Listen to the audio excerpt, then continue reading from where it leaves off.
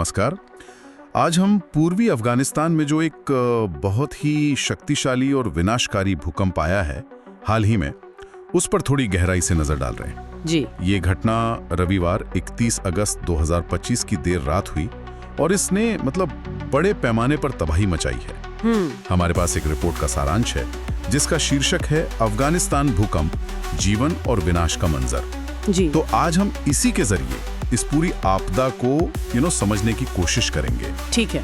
हमारा मकसद ये है कि इस रिपोर्ट से जो मुख्य बातें हैं वो निकालें कि भाई भूकंप का असर कितना तेज था, तबाही असल में कितनी बड़ी है और सबसे जरूरी जो बचाव कार्य चल रहे हैं उनमें जमीन पर क्या चुनौतियां आ रही हैं। और देखिए, कोई ऐसा वैसा भूकंप नहीं था। रिक्टर स्केल पर 6.0 तीव्रता, ये अपने आप में काफी है। बिल्कुल, 6.0 काफी होता है। हाँ, लेकिन जो बात इसे और भी भयानक बनाती है वो है इसका केंद्र, जमीन की सतह से सिर्फ 8 से 10 किलोमीटर नीचे। जी, ये बहुत कम है। हाँ, चलिए इसी को थोड़ा समझते हैं। इतनी कम गहराई का मतलब है कि भूकंप की जो ऊर्जा थी वो सतह पर कहीं ज्यादा तीव्रता से महसूस हुई और इसी ने जमीन पर इतनी भयानक तबाही मचाई। तो जैसा मैंने कहा, वक्त था रविवार 31 अगस्त 2025 देर रात। केंद्र जलालाबाद शहर के पास बताया जा रहा है और असर जो है वो मुख्य रूप से कुनार, नंगरहार और आसपास के प्रांतों में हुआ है। और फिर से जोर देने वाली बात, 6.0 तीव्रता और गहराई सिर्फ 8 से 10 किलोमीटर। हाँ, और यहीं पे दिलचस्प बात ये है कि ये जो कम गहरे भूकंप होते हैं, शैलो फोकस जिसे कहते हैं, ये अक्सर इतने ज्यादा विनाशकारी क्यों होते हैं? हाँ, ये समझना जरूरी है। होता यह है कि जब भूकंप का स्रोत यानी हाइपोसेंटर सतह के इतने करीब होता है तो जो सीस्मिक वेव्स निकलती हैं, भूकंपीय तरंगे, उन्हें सतह तक पहुंचने में बहुत कम फासला तय करना पड़ता है। अच्छा। इसका नतीजा ये होता है कि ऊर्जा का क्षय कम होता है और जमीन जो है वो बहुत ज्यादा जोर से हिलती है और ज्यादा देर तक भी हिल सकती है। अब सोचिए कि सतह के ठीक नीचे कोई धमाका हो रहा हो। हाँ, बिल्कुल। तो उसका असर ऊपर कहीं ज्यादा महसूस होगा बनिस्बत किसी गहरे धमाके के। और ये जो जमीन का ज्यादा हिलना है या सीधे सीधे इमारतों पर असर डालता है। खासतौर पर वो पारंपरिक ढांचे जो इस तरह के तेज हाई फ्रीक्वेंसी झटकों को झेलने के लिए डिजाइन नहीं किए गए हैं। पूर्वी अफगानिस्तान के इस इलाके में, जैसा कि रिपोर्ट भी बताती है, पारंपरिक निर्माण शैली यानी मिट्टी और पत्थर का इस्तेमाल बहुत आम है। हाँ, वही के मटेरियल से बनाते हैं लोग। बिल्कुल। और इसी वजह से इतने कम गहरे भूकंप का असर यहाँ कई गुना ज्यादा विनाशकारी साबित हुआ है। ये सिर्फ झटके नहीं थे, ये इमारतों की नींव हिला देने वाली ऊर्जा थी एक तरह से। गांव तो लगभग पूरी तरह मलबे के ढेर बन गए हैं, जैसे उन्हें नक्शे से ही मिटा दिया गया हो। बहुत दुखद। हजारों की संख्या में पारंपरिक घर जो अक्सर वहीं मिलने वाली मिट्टी, गारे और पत्थरों से बने होते हैं, जैसा आपने कहा, उस पूरे इलाके में यही आम तरीका है। वो ताश के पत्तों की तरह ढह गए हैं। ये सिर्फ कुछ इमारतों का गिरना नहीं है, ये तो पूरे के पूरे समुदाय उजड़ गए हैं। लोगों ने सिर्फ अपने घर ही नहीं खोए, अपनी जमा पूंजी, अपना सारा सामान, यादें, सब कुछ उस मलबे में दबा पड़ा है। जी। रिपोर्ट में ऐसे मंजर का जिक्र है जहां कभी भरे पूरे गांव थे, वहां अब सिर्फ धूल और मलबा ही मलबा नजर आ रहा है। और ये जो मिट्टी और पत्थर के घर होते हैं, जिन्हें कच्चा या अडोबी कंस्ट्रक्शन भी कहते हैं, इनकी अपनी एक सांस्कृतिक और आर्थिक प्रासंगिकता जरूर होती है। वो सस्ते होते हैं, आसानी से बन जाते हैं। हाँ, बिल्कुल। लेकिन भूकंप के नजरिए से देखें तो ये बेहद संवेदनशील होते हैं। इनमें वो लचीलापन नहीं होता जो झटकों को झेल सके। अच्छा। जब जमीन हिलती है तो जो कंक्रीट या स्टील फ्रेम वाली इमारतें होती हैं, वो कुछ हद तक हिलकर, डोलकर ऊर्जा को सोख लेती हैं। लेकिन मिट्टी और पत्थर की दीवारें अकड़ जाती हैं और फिर अचानक बिना किसी चेतावनी के ढह जाती हैं।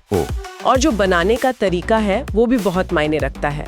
अक्सर इन घरों में दीवारों को आपस में ठीक से जोड़ने या नींव को मजबूत करने के जो आधुनिक तरीके हैं, उनका इस्तेमाल नहीं होता। इसका जो फौरी मानवीय असर होता है वो बहुत ही गंभीर होता है।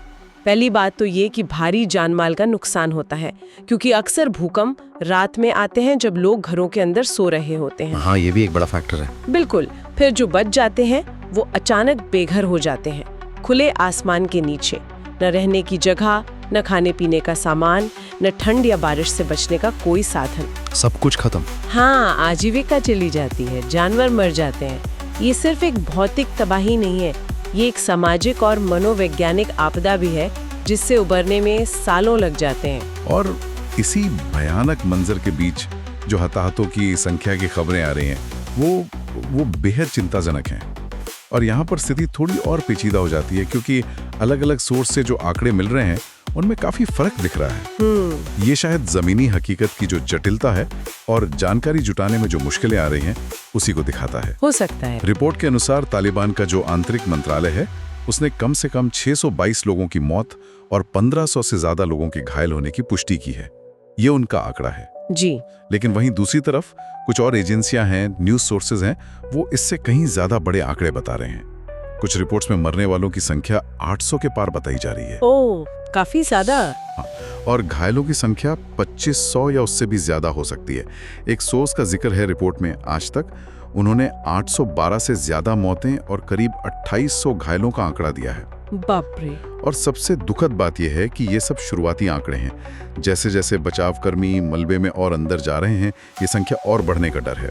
बहुत से लोग अभी भी लापता बताए जा रहे हैं। ये आंकड़े सिर्फ नंबर नहीं है, ये उजड़े हुए परिवार हैं, खोई हुई जिंदगियां हैं। और यहीं पर एक महत्वपूर्ण सवाल खड़ा होता है कि किसी बड़ी आपदा के फौरन बाद सटीक आंकड़े जुटाना इतना मुश्किल क्यों हो जाता है और इनमें इतना अंतर क्यों दिखता है? हाँ, ये क्यों होता है? इसके कई ठोस कारण हैं, जैसा रिपोर्ट भी इशारा कर रही है। पहला और सबसे बड़ा कारण है कम्युनिकेशन का ठप हो जाना। अच्छा, हाँ। भूकंप अक्सर बिजली की लाइनें, टेलीफोन के तार, मोबाइल टावर सबको नुकसान पहुंचाता है, तो प्रभावित इलाकों से संपर्क करना ही लगभग नामुमकिन हो जाता है, खासकर दूर दराज के पहाड़ी इलाकों में जहां वैसे भी कम्युनिकेशन कमजोर होता है। सही बात है। दूसरा कारण है पहुंच में दिक्कत। लैंडस्लाइड्स हो जाते हैं, सड़कें टूट जाती हैं, तो प्रभावित गांवों और कस्बों तक पहुंचना बचाव दलों के लिए भी एक बड़ी चुनौती बन जाता है। अब जब आप कहीं पहुंच ही नहीं पा रहे हैं तो वहां कितना नुकसान हुआ इसका अंदाजा कैसे लगाएंगे? तीसरा, जो लोकल हेल्थ फैसिलिटीज होती हैं, छोटे क्लिनिक या अस्पताल, वो अचानक आए इतने सारे घायलों के बोझ तले एकदम दब जाते हैं। उनके पास ना इतने साधन होते हैं, ना स्टाफ कि वो कायदे से सबका रिकॉर्ड रख सके। प्राथमिकता उस वक्त जान बचाना होती है, गिनती करना नहीं। जाहिर है। और चौथा, अलग अलग एजेंसियां, सरकारी, गैर सरकारी, स्थानीय, सब अपने अपने तरीके से जानकारी इकट्ठा करते हैं, तो शुरुआती आंकड़ों में फर्क आना स्वाभाविक है। इसलिए हमें ये समझना होगा कि ये शुरुआती अनुमान है जो धीरे धीरे स्थिति साफ होने पर बदलते रहेंगे। इन तमाम मुश्किलों और संसाधनों की कमी के बावजूद रिपोर्ट ये बताती है कि बचाव दल जमीन पर पूरी हिम्मत और लगन से काम कर रहे हैं। स्थानीय लोग हैं, स्वयंसेवक हैं, सरकारी एजेंसियां हैं, सब मिलकर जिंदगियां बचाने की कोशिश में लगे हैं। जी जान से जुटे होंगे। बिल्कुल। लेकिन उनके सामने जो चुनौतियां हैं वो पहाड़ जैसी हैं। रिपोर्ट खासतौर पर इस इलाके के ऊबड़ खाबड़ पहाड़ी भूगोल का जिक्र करती है। ये बचाव कार्यों में सबसे बड़ी रुकावटों में से एक है। संकरी घाटियां, खड़ी ढलानें और अस्थिर जमीन हर तरह की मूवमेंट को खतरनाक और धीमा बना देती है। समझना मुश्किल नहीं है। ऊपर से भूकंप के बाद जो भूस्खलन हुए, उन्होंने कई मुख्य रास्तों को पूरी तरह से बंद कर दिया है। सोचिए, किसी गांव तक पहुंचने का एक ही कच्चा रास्ता हो और वो भी मलबे से भरा पड़ा हो, तो मदद कैसे पहुंचेगी? हाँ, कैसे पहुंचेगी? इसके अलावा इस इलाके का जो बुनियादी ढांचा है वो पहले से बहुत कमजोर था। सड़कें कच्ची या खराब हालत में, पुल पुराने, कम्युनिकेशन के साधन सीमित। भूकंप ने इस कमजोर ढांचे को और ज्यादा नुकसान पहुंचा दिया है। इससे बचाव और राहत का कोऑर्डिनेशन और मुश्किल हो गया। बिल्कुल। फिर भी कोशिशें हर लेवल पर जारी हैं। रिपोर्ट बताती है कि जहां भी मुमकिन हो रहा है वहां पहुंचने के लिए हेलीकॉप्टरों का इस्तेमाल किया जा रहा है, लेकिन उनकी भी अपनी सीमाएं हैं, खासकर खराब मौसम में या रात के वक्त। हाँ, रात में उड़ान मुश्किल होती है। सही। सबसे ज्यादा प्रेरणादायक शायद उन अनगिनत स्वयं सेवकों की कहानी है जो बिना किसी आधुनिक औजार के अपने हाथों और साधारण औजारों से मलबा खोदकर दबे हुए लोगों को निकालने की कोशिश कर रहे हैं। जी, उनकी हिम्मत की दाद देनी होगी।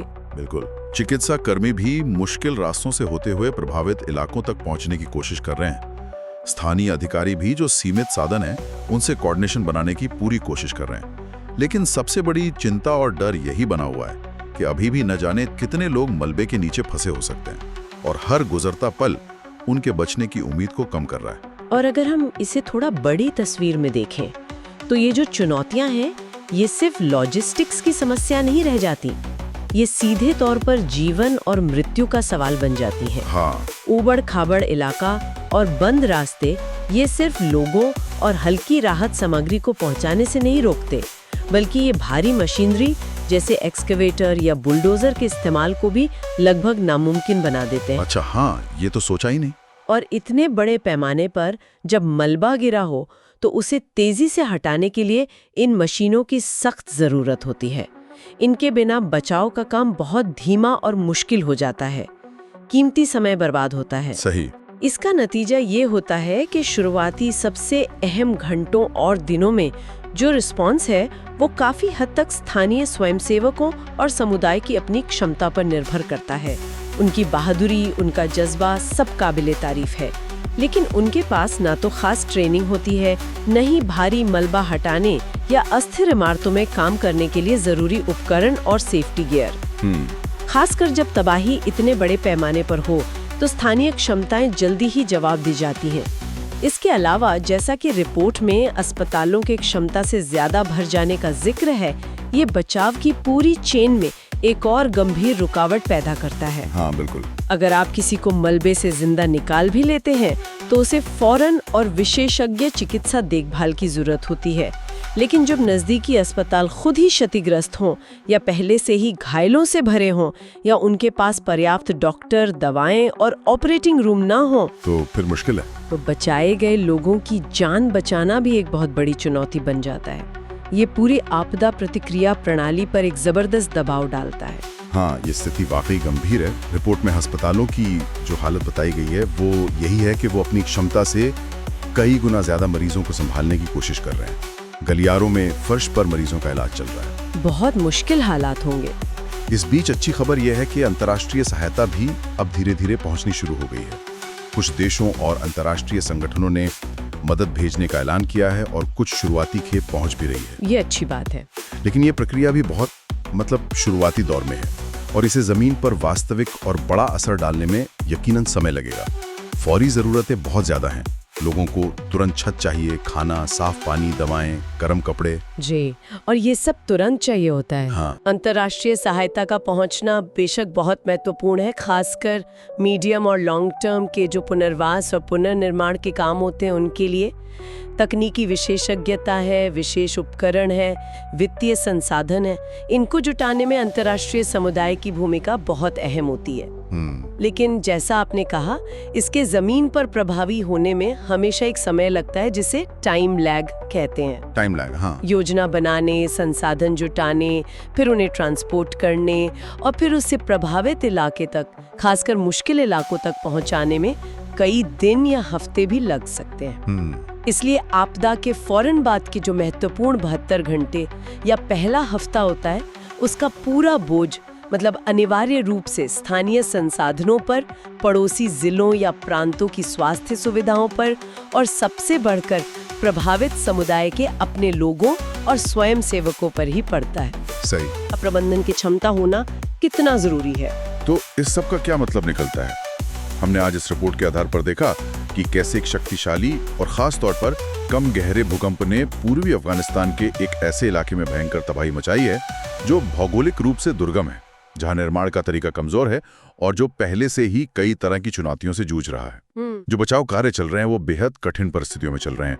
दुर्गम पहाड़ी इलाका, भूस्खलन से बंद रास्ते, क्षतिग्रस्त या नाकाफी बुनियादी ढांचा और सीमित संसाधन, ये सारे फैक्टर्स मिलकर स्थिति की गंभीरता को और बढ़ा रहे हैं और हालातों की संख्या बढ़ने का डर बना हुआ है। बिल्कुल, और ये घटना सिर्फ एक फौरी मानवीय त्रासदी से कहीं ज्यादा महत्व रखती है।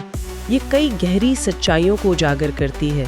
पहला, ये उस क्षेत्र की जो संरचनात्मक भेद्यता है यानी स्ट्रक्चरल वल्नरेबिलिटी, उसको दिखाती है, न केवल ज्ञात भूकंपीय जोखिम के प्रति बल्कि इसलिए भी कि वहाँ का निर्माण का तरीका और बुनियादी ढांचे की कमी उसे प्राकृतिक आपदाओं के लिए कहीं ज्यादा असुरक्षित बना देती है। हाँ, ये बात तो है। दूसरा, ये हमें दिखाती है कि इतने चुनौतीपूर्ण और कम संसाधनों वाले माहौल में आपदा प्रतिक्रिया कितनी जटिल, धीमी और मुश्किल हो सकती है। ये स्थानीय क्षमताओं की सीमाओं को भी रेखांकित करती है और साथ ही अंतर्राष्ट्रीय सहायता के समय पर और प्रभावी ढंग से पहुंचने की चुनौतियों को भी सामने लाती है। और ये सब हमें एक जरूरी सवाल पर सोचने के लिए मजबूर करता है, जो इस रिपोर्ट के निष्कर्षों से उभरता है। इस क्षेत्र में जो ज्ञात भूकंपीय जोखिम है और पारंपरिक निर्माण की जो कमजोरियां हैं, उनको देखते हुए सिर्फ तत्काल मानवीय सहायता पहुंचाने से आगे बढ़कर ऐसी कौन सी दीर्घकालिक रणनीतियां अपनाई जा सकती हैं जो इन समुदायों को भविष्य की आपदाओं का सामना करने के लिए वास्तव में सशक्त और रेजिलिएंट यानी लचीला बना सकें? ये बहुत अहम सवाल है। क्या हम सिर्फ राहत सामग्री और अस्थायी शिविरों से आगे बढ़कर सुरक्षित निर्माण तकनीकों को बढ़ावा देने पर, स्थानीय राजमिस्त्रियों को प्रशिक्षित करने पर, स्कूलों और अस्पतालों जैसी महत्वपूर्ण इमारतों को रेट्रोफिट करने पर, या फिर समुदाय के स्तर पर अर्ली वार्निंग सिस्टम्स को मजबूत करने पर, या स्थानीय आपदा प्रबंधन योजनाओं और क्षमताओं को विकसित करने पर ध्यान केंद्रित कर सकते हैं, ताकि भविष्य में जब फिर से धरती हिले तो जीवन और विनाश का ऐसा भयानक मंजर दोहराया ना जाए? आज की इस विस्तार से हुई बातचीत का यही समापन करते हैं। हमारा उद्देश्य उपलब्ध रिपोर्ट के आधार पर पूर्वी अफगानिस्तान में आए इस विनाशकारी भूकंप की एक स्पष्ट और बहुआयामी तस्वीर पेश करना था, जिसमें इसके असर के पैमाने से लेकर प्रतिक्रिया की जटिलताओं तक को शामिल किया गया। निश्चित रूप से ये एक ऐसी घटना है जिस पर और इसके सबक पर लंबे समय तक विचार करने की जरूरत है।